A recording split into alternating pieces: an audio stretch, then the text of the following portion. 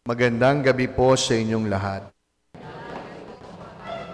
Sa wari ko, wala naman po sigurong sadyang taong madamot. Sa tingin ko, wala naman talagang taong ayaw magkaloob. Marahil, sadya lamang sigurong nalulula ang maraming tao, dala ng marami nilang bagay na alalahanin na kinakailangan matugunan pagdating sa kanilang pangangailangan.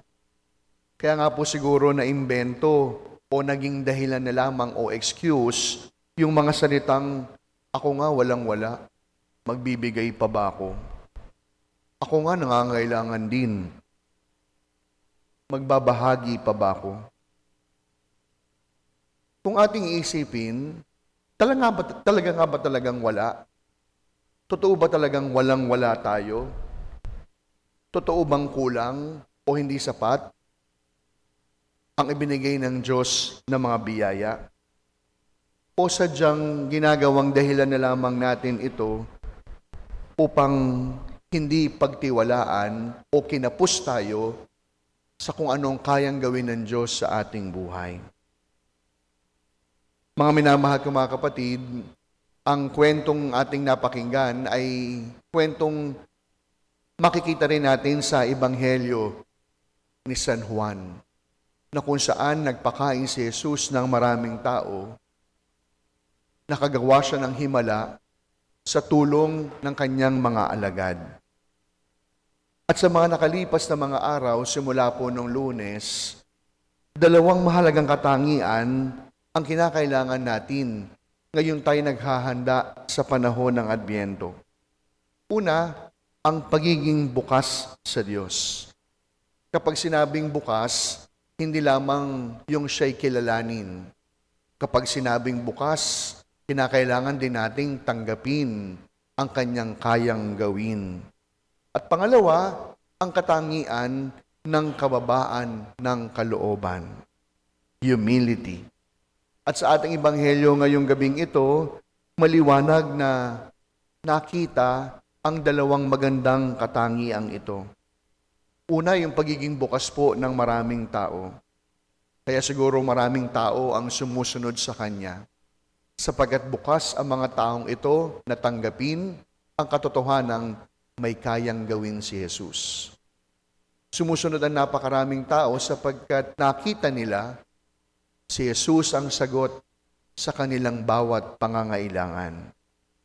Pangalawa, ang katangian ng mga alagad ni Jesus, yung kanilang kababaan ng kalooban. Pansinin ninyo, walang nagmagaling, walang nagpakabibo, walang tila baga gumawa ng kanyang sariling diskarte upang matugunan yung kanilang pangangailangan.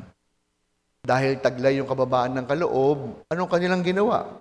Lumapit kay Jesus, nagtanong. Ang sabi nila, saan po tayo kukuha ng pagkain para sa napakaraming taong mga ito? Bahagi po ng kanilang kababaan ng kalooban, yung kanilang tanggap, yung kanilang kakulangan. Kaya dahil tanggap yung kakulangan, hindi po nagdalawang isip na lumapit kay Jesus. At dahil po sa dalawang katangian na ito, nagpamalas si Jesus ng kanyang milagro. Ito ang siyang ipinangtapat ni Jesus sa kanilang pagiging bukas at pagkakaroon ng kababaan ng kalooban. Ang dating akala nilang wala, nagbukas ang kanilang mga mata at nakita, there is more than 5 loaves of fish and 2 pieces. 5 loaves of bread and 2 pieces of fish. Kapansin-pansin, no? Magandang makita po natin na pinagtiwalaan din sila ni Jesus nang sabihin ni Jesus, kayo ang bahalang magbahagi. Kayo ang bahalang magbigay. Kaya nga po mga minamahal kong mga kapatid, ito po yung isang turo na dapat po nating matutuhan. Tandaan natin, walang taong nawalan dahil nagbigay. Walang taong nawalan dahil nagkaloob. I-flex ko lamang po sa inyo at palagi ko po itong uulit-ulitin. Ang parokya po natin wala tayong karapatang magdamot. Totoo. Wala po tayong karapatang magtaboy ng nangangailangan, sapagkat akong inyong kura ang piping saksi, mabuti ang Panginoon sa atin. Kaya alam ninyo, pag po may mga lalapit, no, talagang gagawa natin ng paraan. Hindi dapat na dahilan, kakaunti lang ang meron tayo, Father. Paulit-ulit na lang po nanghihingi ang mga yan. Ako, Father, niloloko lang tayo ng mga yan. Tandaan natin, walang taong nawalan dahil nagbigay. Kaya nga po, alam nyo, ngayon, malapit na po ang Pasko.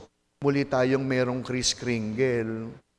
Noong nakalipas na taon, more than 200 na pamilya ang ating napagkalooban ng pamaskong handog. Bakit?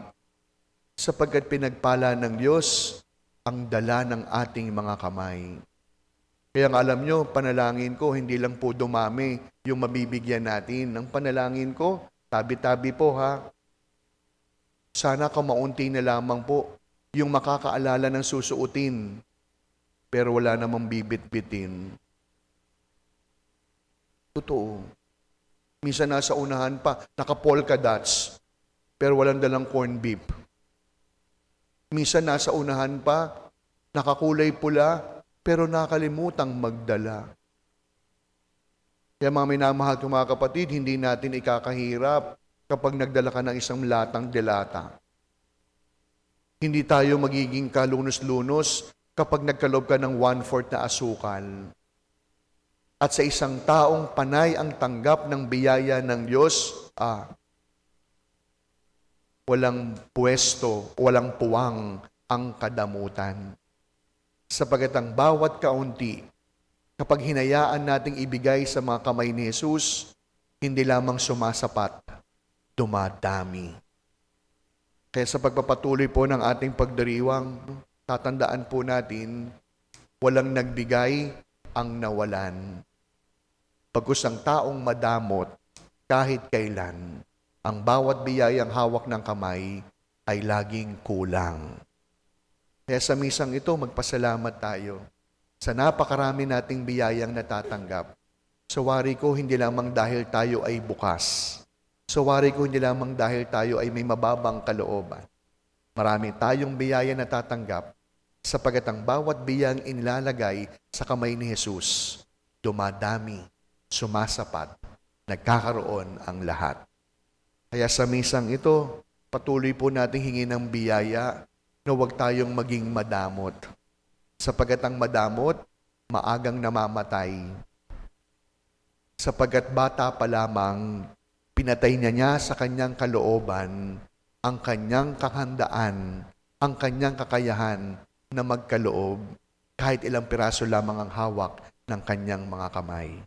At pangalawa, ang bawat biyaya, kahit ilang piraso, basta inilagay sa kamay ni Jesus, sumasapat, dumadami para sa lahat. Amen.